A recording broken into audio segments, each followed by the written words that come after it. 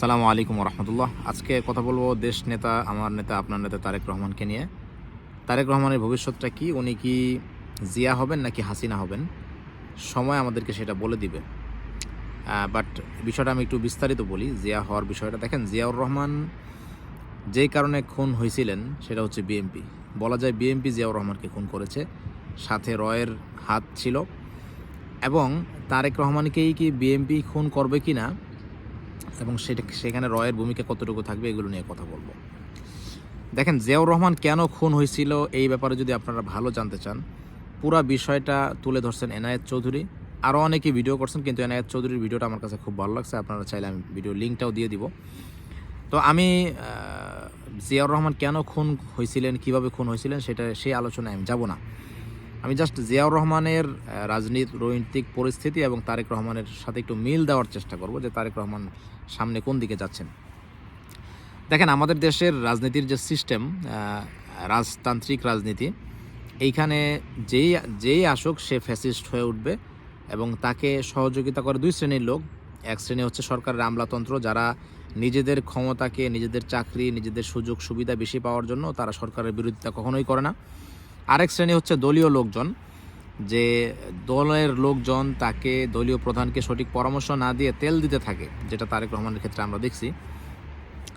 বিদেশের পার্লামেন্টগুলোতে কি হয়? বিদেশের পার্লামেন্টগুলোতে রাষ্ট্রের নিরাপত্তা, রাষ্ট্রের বাজেট, গুরুত্বপূর্ণ বিষয়ে কথা হয়। আর বাংলাদেশের পার্লামেন্টে মেইনলি অর্ধেকেরও বেশি সময় রাষ্ট্রপ্রধানকে বা সরকার দলীয় প্রধানকে তেল মারতে খরচ হয়ে যায়। পরবর্তীতে সংক্ষেপে নিজের কথা তারা বলেন। অনেকটা আল্লাহর মতো খোদার পর্যায়ে নিয়ে যাওয়া। যেমন আমরা যখন নামাজে দাঁড়াই, আমরা কি বলি? আলহামদুলিল্লাহ রাব্বিল আলামিন, আল্লাহ তোমার প্রশংসা করতেছি, আল্লাহর ইবাদত করি। তো আমাদের রাজনৈতিক নেতাদেরকেও এভাবে পূজনীয়, তাদেরকে এভাবে পূজা করা হয়, যেটা সাধারণত পৃথিবীর আধুনিক কোনো গণতান্ত্রিক রাষ্ট্রে আমি দেখি নাই। আপনারা দেখে থাকলে আমাকে জানাবেন। এটা মেইনলি রাজতন্ত্রে হয়ে থাকে। সৌদির রাজাকে যেমন প্রশংসা করে, এই ধরনের আর কি। তো মূল কথায় ফিরে আসি, জিয়াউর রহমানের মারা যাওয়াটা। দেখেন, জিয়াউর রহমান চট্টগ্রামে খুন হয়েছেন, এটা আমরা জানি। কালুরঘাট নাকি এরকম নাম, চট্টগ্রাম সার্কিট হাউসে মূলত তাকে হত্যা করা হয়, যেখান থেকে তিনি হচ্ছে যে স্বাধীনতার ঘোষণা দিয়েছিলেন, ওইখানেই তাকে হত্যা করা হয় ঠিক 10 বছর পরে। তো মূলত জিয়াউর রহমান চট্টগ্রামে গেছিলেন 2 দিনের নোটিশে, অর্থাৎ 2 দিন আগে তিনি সিদ্ধান্ত নিয়েছেন যে চট্টগ্রামে উনি যাবেন। তো জিয়াউর রহমান কেন গেছিলেন হচ্ছে বিএনপির 2 গ্রুপের সংঘর্ষ। দেখেন, আমাদের বর্তমান যে বিএনপি আছে, এটাতেও কিন্তু দলের মধ্যে 2টা ভাগ আছে। একটা হচ্ছে ভারতপন্থী, যেটা শিরং সালাউদ্দিন, যাকে ভারতে গুম করা হয় এবং খুবই রহস্যজনকভাবে গুম করা হইলেও সে বিরোধী দল হওয়া সত্ত্বেও তাকে কিন্তু হত্যা করা হয়নি। অপরদিকে ইলিয়াস আলীকে কিন্তু হত্যা করা হয়েছে। সালাউদ্দিন আহমেদকে অনেকটা ট্রেনিং করায়। যদি বিএনপি ক্ষমতায় আসে, কিন্তু অনেক প্ল্যান করে আগে, তাহলে তাকে দিয়ে কীভাবে কাজে লাগানো হবে সেইটা নিয়ে তাকে ট্রেনিং করা। এখন বাংলাদেশে আসার পরে দেখা যাচ্ছে, আমাদের অন্তর্বর্তীকালীন সরকার যখন এই যে কমিশন গঠন করে, কি বলে এটাকে, সংস্কার কমিশন, তখনও সালাউদ্দিন যা বলছে সেই কথাগুলোই কিন্তু রাখা হয়েছে এবং বিএনপির মধ্যেও তার অনেক প্রভাব দেখা যাচ্ছে। অপরদিকে এই যে মির্জা ফখরুল, তারপরে এই যে রিজভী, এরা আস্তে আস্তে ডেট ওভার হয়ে যাচ্ছে, ডিলেট হয়ে যাচ্ছে, এদেরকে কোনো মূল্যায়ন করা হইতেছে না। তো বিএনপিতে 2টা দল, একটা সালাউদ্দিনের নেতৃত্বে যারা ভারতের এজেন্ডা বাস্তবায়ন করতে চায়, যেটা আমরা দেখেছি যে মতি মাহফুজ, প্রথম আলো, ডেইলি স্টার, এগুলো সারা জীবন, ইভেন বিএনপি ক্ষমতায় থাকা সত্ত্বেও 2001 থেকে বিএনপির উপরে বিষোদ্গার করে গেছে। এদেরকেই আবার, যেহেতু এরা ভারতের মদতপুষ্ট, এদেরকেই ভারতের হেজিমনি তারা বাস্তবায়ন করে। হেজিমনি হচ্ছে যে একটা মতবাদ, অর্থাৎ কারোর শক্তিকে মেনে নেওয়া, এই ধরনের কোনো একটা ব্যাপার, এটাকে বাস্তবায়ন করে বাংলাদেশের মধ্যে। তো এদের সাথে যে বিএনপির মাখামাখি, এটাই প্রমাণ করে যে বিএনপির একটা গুরুত্বপূর্ণ অংশ ভারতের সাথে মিলেমিশে যাচ্ছে এবং এটার মাধ্যমে তারা ক্ষমতায় আসতে চেতেছে। তো এই যে শক্তিটা, তারেক রহমানের সামনে এক চ্যালেঞ্জ আছে যে তারেক রহমান কি বাংলাদেশপন্থী রাজনীতি করবেন, তারেক রহমান কি বাংলাদেশের স্বার্থ দেখবেন, নাকি তার ক্ষমতা টিকায় রাখার জন্য বিএনপির স্বার্থ দেখবেন বা ভারতের স্বার্থ দেখবেন? এখানে 2টা জিনিস। যদি তিনি বাংলাদেশের স্বার্থ দেখেন, তাহলে হয়তো তাকে সরায় দেওয়া হতে পারে জিয়াউর রহমানের মতো। হয়তোবা তার এই ভয়টাও আছে যে তাকে সরায় দেওয়া হবে। যদি তিনি ভারতের স্বার্থ দেখেন, তাহলে তিনি কি হবেন? তিনি আরেকটা হাসিনা হয়ে উঠবেন। হাসিনা যেমন ভারতের স্বার্থে আপনার দেশের হচ্ছে যে অনেক দেশপ্রেমিক মানুষকে হত্যা করছে, তো তারেক রহমান যদি ভারতের স্বার্থ দেখেন তাহলে তাকে জালেম হইতে হবে, আর যদি তিনি বাংলাদেশের স্বার্থ দেখেন তাহলে হয়তো তাকে জিয়াউর রহমানের মতো হইতে হবে, মৃত্যুবরণ করতে হবে। আর জিয়াউর রহমানের যে মৃত্যু, এটার সাথে রয়ের কোনো যোগসাজশ আছে কিনা এটাও বলা যায়। কিভাবে বলা যায়? দেখেন, জিয়াউর রহমান কে হত্যা করছে হচ্ছে মঞ্জুর, কর্নেল জেনারেল মঞ্জুর, যিনি এরশাদের সমসাময়িক, এরশাদের বন্ধু।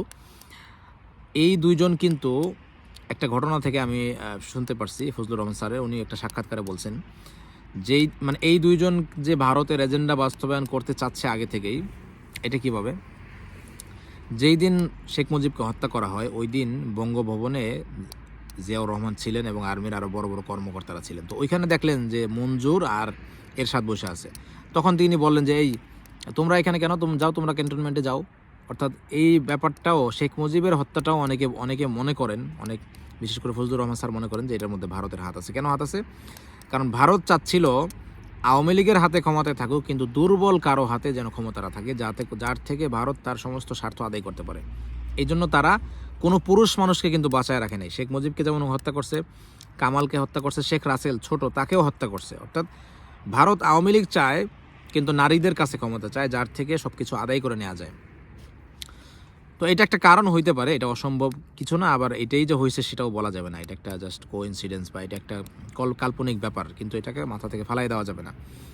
আরেকটা ব্যাপার হইল, এরশাদও কিন্তু ভারতে থেকে সে ট্রেনিং প্রাপ্ত, সে NDC course, national defence course, যেটা আর্মির সিনিয়র অফিসাররা করে থাকেন, সেটা কিন্তু তিনি ভারত থেকে করে আসছেন। এবং এটা করে আসার পরেই কিন্তু জিয়াউর রহমান হত্যা হয়েছেন। আরেকটা যোগসাজশ আছে যে হাসিনাকে যখন জিয়াউর রহমান বাংলাদেশে আসতে দেয়, হাসিনার তো সব কিছু নিষিদ্ধ ছিল, তার বাপকে যেহেতু হত্যা করা হয়েছে, হাসিনা আসার 15 দিনের মাথায় কিন্তু জিয়াকে হত্যা করা হয়েছে। আরেকটা ব্যাপার হইল, হাসিনা এটার সাথে জড়িত কীভাবে হইতে পারে? দেখেন, হাসিনা এবং তার স্বামী ওয়াজেদ মিয়া, তারা জার্মানিতে ছিলেন। জার্মানি হচ্ছে পৃথিবীর মধ্যে সবচেয়ে উন্নত রাষ্ট্রের, মানে ইউরোপের মধ্যে উন্নত রাষ্ট্রগুলির মধ্যে একটা। জার্মানির তুলনায় ইটালি একটা গরিব রাষ্ট্র। ইটালিতে যদি একজন মানুষ মাসে 2000 ইউরো ইনকাম করতে পারে, জার্মানিতে মিনিমাম 4000 ইউরো ইনকাম করতে পারবে। সো এখানে যুক্তি হচ্ছে, জার্মানি ছেড়ে কেন হাসিনার ভারতে যাইতে হইলো? তাহলে এখানে নিশ্চয়ই কোনো স্বার্থ আছে। এবং সে জার্মানি ছেড়ে ভারতে গেছে, ভারতে যাওয়ার পর তাকে ট্রেনিং করাইছে, সে বাংলাদেশের ক্ষমতা ছেড়ে আবার ভারতে গেছে, আবারও তাকে ট্রেনিং করানো হইতেছে। সো হাসিনার জার্মানি থেকে ভারতে যাওয়া, এটা একটা রয়ের একটা পরিকল্পনার অংশ হইতে পারে। এবং সেখান থেকে বাংলাদেশে আসার মাত্র 15 দিনের মধ্যেই যে জিয়াউর রহমান খুন হওয়া, এটার মধ্যেও একটা ভারতের একটা রয়ের হাত থাকতে পারে। আবার একটা জিনিস দেখেন, জিয়াউর রহমানকে যে খুন করা হয়েছে 81 সালে, তাকে কিন্তু 80 সালের থেকেই তাকে হত্যা করার চেষ্টা করা হইতেছিল। ঠিক আছে, তাকে একবার তিনি চট্টগ্রামে কোনো একটা আপনার বন্দর উদ্বোধন করতে যান। তো যেই সুইচ টিপে তিনি উদ্বোধন করবেন, ওই সুইচের মধ্যে বোম পাওয়া যায়। ঠিক আছে, আবার যখন তিনি চট্টগ্রামে যান বিএনপির 2 গ্রুপের মানে বিবাদ মেটানোর জন্য, তখন কিন্তু তৎকালীন ডিজিএফআইয়ের যে প্রধান, উনি বলছিলেন, স্যার আপনি চট্টগ্রামে যায়েন না। তো জিয়াউর রহমান তার কথাকে খুব একটা গুরুত্ব দেন, উনি মনে করছে যে কোনো অসুবিধা নেই, আমার সাথে তো গার্ড থাকেই। তো এরপরে উনি একটা কথা বলে দিয়েছিলেন জিয়াউর রহমানকে যে, স্যার আপনি যদিও চট্টগ্রাম যান, কিন্তু রাতে কিন্তু আপনি ঢাকায় ফিরে আসবেন, রাতে কিন্তু ওইখানে থাকেন না। কিন্তু জিয়াউর রহমান ওই রাতে থাকছে এবং ভোর রাতের দিকে তাকে হামলা করা হয়েছে এবং তাকে ব্রাশ ফায়ার করে হত্যা করা হয়েছে।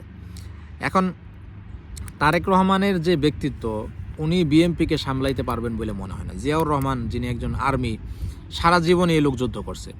এই লোক 1965 সালে ভারত পাকিস্তান যে যুদ্ধ হয়, সেই যুদ্ধের নেতৃত্ব দিচ্ছেন উনি, এবং ওনার ইস্ট বেঙ্গল রেজিমেন্টই ভারতকে উড়ায় দিছে।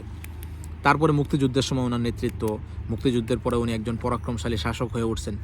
সব কিছুর পরেও ওনার মতো একজন সামরিক অফিসার, ওনার মতো একজন শক্তপোক্ত মানুষও বিএনপিকে হ্যান্ডেল করতে পারে না। এখন যে বিএনপির চান্দাবাজরা আছে, তারা তো তারেক রহমানকে খেয়ে ফেলবে।